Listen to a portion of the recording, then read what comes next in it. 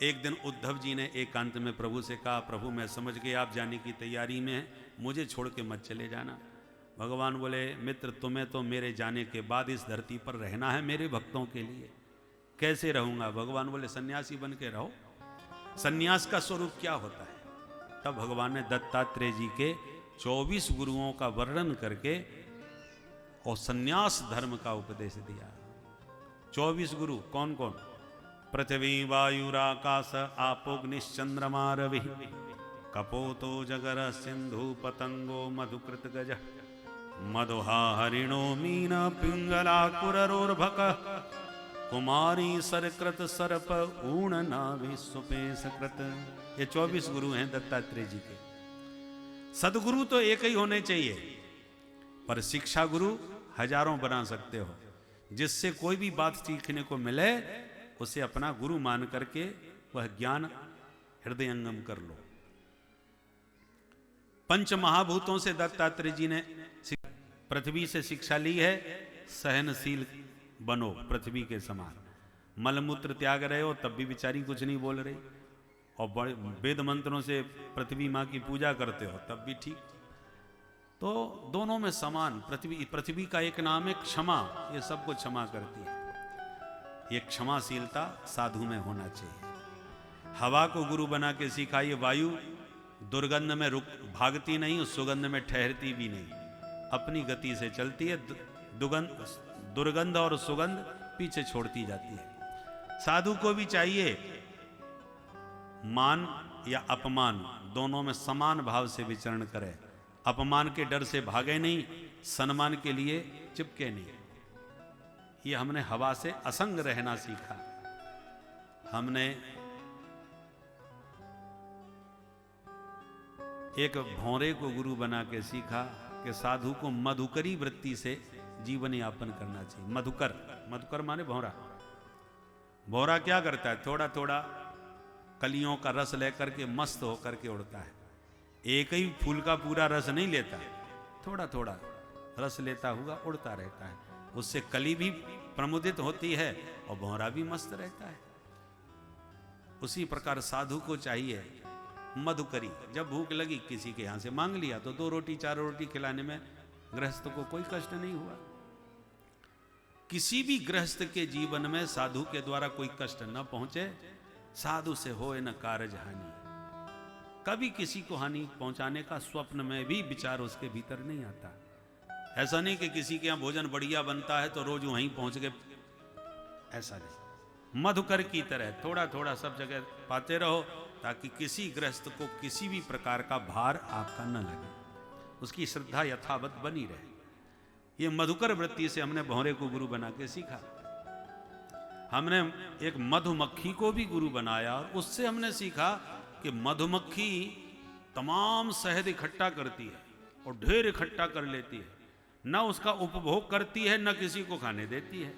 और जब किसी की दृष्टि पड़ जाती है कि माल बहुत है भाई, शहद इसमें तो बहुत लग गया, सो कम्बल ओढ़ के आता है, तमाम प्रकार के उपद्रव करता है। कई मक्खियां मर भी जाती हैं, कई उड़ जाती हैं और सारा शहद तोड़ के चला जाता है।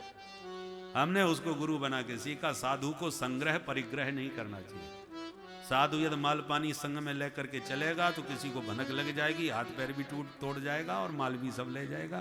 तो संकट से मुक्त रहना चाहे तो साधु को जितना हो सके ठाकुर जी के भरोसे पर मस्त विचरण करना चाहिए। अपने साथ में धन संपदा नहीं रखे, नहीं तो जीवन संकट में पड़ जाएगा, मधुमक्खी की तरह। हमने एक हाथी को गुरु बना के सीखा कि एक सज्जन ने क्या किया, एक बड़ा भारी जंगल में गड्ढा करके उसे नकली घास से ढक दिया और एक काठ की हथनी बना के खड़ी कर दी।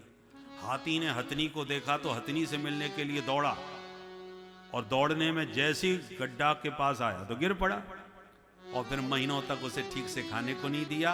अंकुश मार मार के बेचारे को अंत में घर घर का भिखारी बना दिया। उस हाथी को गुरु बना के सीखा, पदापि युवतिर भिक्षुर न स्पृशेत दारिणीमपि। विरक्त साधु को काठ की स्त्री के स्पर्श से भी बचने का प्रयास करना चाहिए। और ये माताओं का भी धर्म है, साधु संतों को हमेशा दूर से ही हाथ जोड़ के या धरती पर माथा रख करके दंडवत प्रणाम करना चाहिए, उनका स्पर्श नहीं करना चाहिए। ये हमने हाथी को गुरु बना के सीखा, हमने एक मृग को गुरु बना के सीखा कि एक ने बहुत प्यारी बंसी बजाई, मृग बंसी की तान पर मुग्ध होकर कान खड़े होकर के प्रेम से सुनने लग गया और उसी ने तुरंत बाण मार के उसे मार डाला। शिकारी था, उसको गुरु बना के सीखा। ग्राम्य गीतम न श्रृणुयात, साधु को श्रृंगार रस के गीतों का श्रवण नहीं करना चाहिए। संगीत प्रेमी हैं तो साधु संतों की जो सुंदर पदावलियां हैं, जिस समय ठाकुर जी को रिझाए गए हैं, ऐसे सुंदर पद पदावलियों का आस्वादन करे। श्रृंगारिक गीत सुनने से काम बाण उसके चित्त को भेदन करके संसार में पतन करा देगा। ये हमने मृग से गुरु बना के सीखा। और एक कन्या को गुरु बना के सीखा कि उसकी सगाई हो गई, उसके होने वाले ससुर जी उसको देखने आए। घर में मैया बाप थे नहीं, वो खेत पर गए थे। तो होने वाले ससुर जी ने कहा, बिटिया ये चूड़ियाँ लाए हैं सो पहन लो और बढ़िया से हमें तो चावल बना दो, सो खा के चले जाएंगे। बात पक्की होगी, तुम्हें देखना था सो देख लिया, अब माता पिता जहाँ भी हों जब आएंगे तब आते रहेंगे। अब उस कन्या ने पूरा घर छान मारा, धान तो मिली पर चावल ना मिले, तो बात ना बिगड़ जाए घर की, इसलिए वो फटाफट धान ही कूटने लग गई मूसल से। तो धान कूटे तो चूड़ी बजे, और ये ससुर जी को पता चल जाएगा, तो उसने दो दो चूड़ी रखी, बाकी उतार दी, फिर भी खनखनाई। और जब एक एक चूड़ी रखी तो बजना बंद हो गया। उसको गुरु बना के दत्तात्रेय जी ने सीखा। बासे बहु नाम कलह भवेद वार्ता द्वयोरपि, एक रेव चरे तस्मात् कुमारिया एव कंकनम। साधु यदि समुदाय में रहेंगे तो अनावश्यक के झगड़े हो सकते हैं, आप उसमें लड़ाई झगड़े होंगे। दो साधु भी साथ में रहेंगे, अनावश्यक बातें होंगी, इधर उधर की फालतू के वार्तालाप में समय जाएगा। इसलिए भजनानंदी को जितना हो सके एकांत से भी होना चाहिए। भजन अकेले में एकांत में ही होता है। एकेन तपः द्वाभ्याम अध्ययन त्रिभिर गायनम चतुर्भिर पंथा पंचभिर न्याय बहुभिर युद्धम। युद्ध में तो जितनी ज्यादा भीड़ हो उतनी बढ़िया। इस प्रकार से 24 गुरुओं का वर्णन किया और अंत में 25वां गुरु अपने शरीर को भी बना लिया। शरीर रूपी गुरु से क्या सीखा? बोले इस शरीर को हम अपना कहते हैं, पर इस शरीर पर न जाने कितने लोगों के कब्जे हैं। इसी शरीर में बैठे कीटाणु, ये जुएं आदि घुसे बैठे हैं, वो कहते हैं ये हमारा घर है, इसमें तो हम रहते हैं। माता पिता कहते हैं हमारा बच्चा है, इसको हमने जन्म दिया है। पत्नी कहती है मेरा तो अर्धांग पति है, 7 भामर मैंने इससे ली है। जिसके यहाँ नौकरी करते हैं वो मालिक कहते हैं मेरा नौकर है, मैं जो कहूँगा इसे करना पड़ेगा, मेरी आज्ञा में चलना पड़ेगा।